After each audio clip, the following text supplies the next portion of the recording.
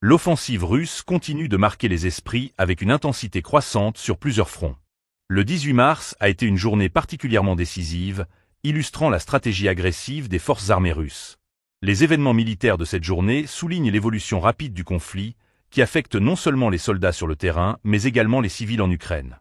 Sur le front de Kharkov, le système de roquettes Grad, déployé par le groupe de forces Sevé, a apporté un soutien crucial à l'infanterie russe. Cette opération a permis de neutraliser un char ukrainien qui tentait de percer vers la frontière de Belgorod.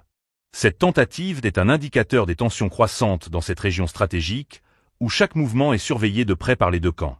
Dans un autre secteur, des drones FPV, ou drones à fibre optique, opérant sous le groupe de forces Vostok, ont été utilisés pour frapper des équipements militaires ukrainiens.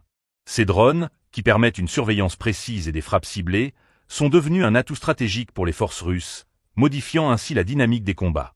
Leur utilisation montre une adaptation des tactiques militaires face à des adversités croissantes.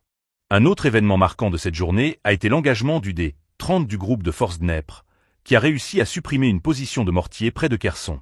Cette action renforce la capacité des forces russes à contrôler des zones clés et à réduire la menace que représentent les positions ukrainiennes sur le terrain. Les frappes sur les positions de mortier sont essentielles pour diminuer l'efficacité des forces adverses et protéger les lignes de front russes. De plus, le Solntsepiok de la 25e armée a incinéré un bastion ennemi près de Kupiansk.